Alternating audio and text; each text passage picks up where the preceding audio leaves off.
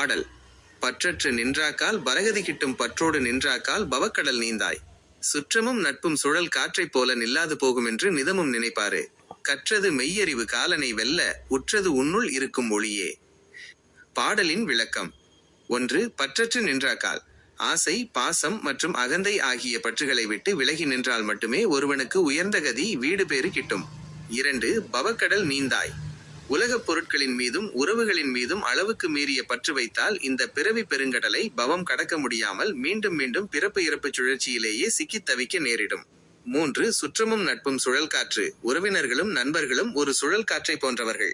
அவர்கள் எப்போதும் நம்முடன் நிலையாக இருக்க மாட்டார்கள். கால மாற்றத்தில் அனைவரும் பிரிந்து போவர் என்பதை உணர வேண்டும். 4. நிதமும் நினைப்பாரு. இதை ஏதோ ஒரு முறை நினைப்பதல்ல, தினமும் மனதிற்குள் சிந்தித்து பார்க்க வேண்டும். அப்போதுதான் வைராக்கியம் பிறக்கும். 5. கற்றது மெய்யறிவு.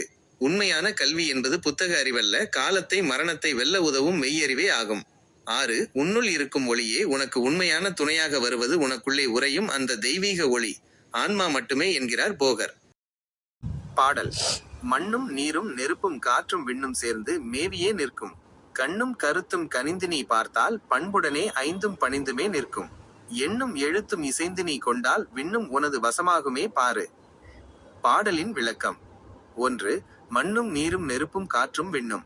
நமது உடல் நிலம் நீர், நெருப்பு, காற்று, ஆகாயம் ஆகிய 5 மூலப்பொருட்களால் பஞ்சபூதங்கள் ஆனது. இவை ஒன்றோடு ஒன்று இணைந்து இந்த உடலை இயக்குகின்றன.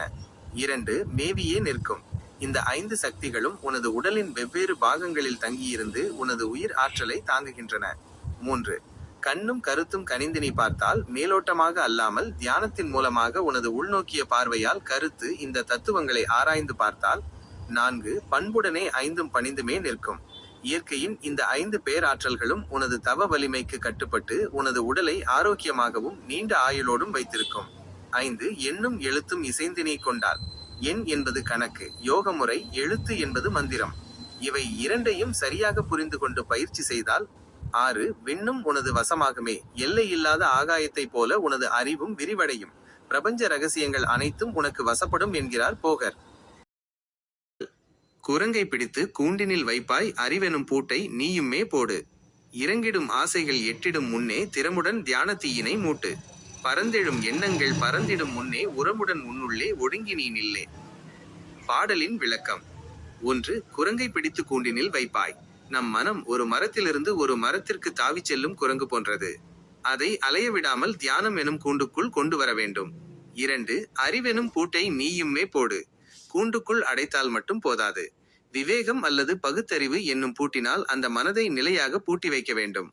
3. இறங்கிடும் ஆசைகள் எட்டிடும் முன்னே ஆசைகள் நம்மை தாழ்ந்த நிலைக்கு கொண்டு செல்லும் இறங்கிடும். அவை நம் மனதிற்குள் நுழையும் முன்பே. 4. திறமுடன் தியான தீயினை மூட்டு. தியானம் எனும் நெருப்பால் அந்த தேவையற்ற ஆசைகளை எரித்துவிட வேண்டும். அப்போதுதான் மனம் தூய்மையடையும். 5. பரந்தெழும் எண்ணங்கள் பறந்திடும் முன்னே. பல திசைகளில் சிதறிப்போகும் எண்ணங்கள் உன்னை விட்டு விலகிச் செல்லும் முன்பே. 6. உரமுடன் உன்னுள்ளே ஒடுங்கி நீ நில். மன உறுதியோடு. உரம் உனது ஆத்மாவிற்குள் ஒடுங்கி நிற்க பழகினால் குரங்கு போன்ற மனம் உனக்கு அடங்கிய நல்ல நண்பனாக மாறும் என்கிறார் போகர். பாலுள் நெய் நின்ற பரமனை யாவரும் பாலுள் நெய் காண படார்வினை யாளரே.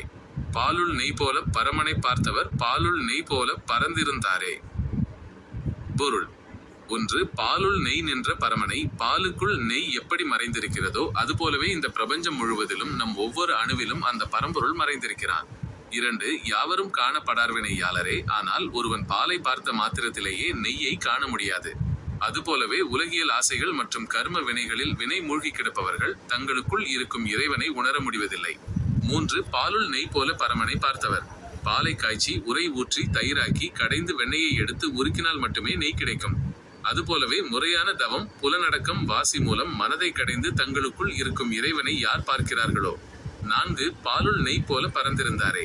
அவர்கள் அந்த பாலுக்குள் நெய் எப்படி பிரிந்து நின்றாலும் பாலோடு இரண்டர கலந்து இருக்கிறதோ அதுபோலவே அந்த பரம்பொருளோடு எங்கும் நிறைந்த பேரொளியாக இரண்டர கலந்து விடுவார்கள்.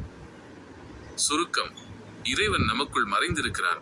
பாலை கடைந்து நெய் எடுப்பது போல நம் மனதை குவித்து தவம் செய்தால் மட்டுமே அவனை உணர முடியும். அப்படி உணர்ந்தவன் இறைவனோடு ஒன்றாக கலந்து தானும் அந்த பெருவெளியாக மாறிவிடுவான்.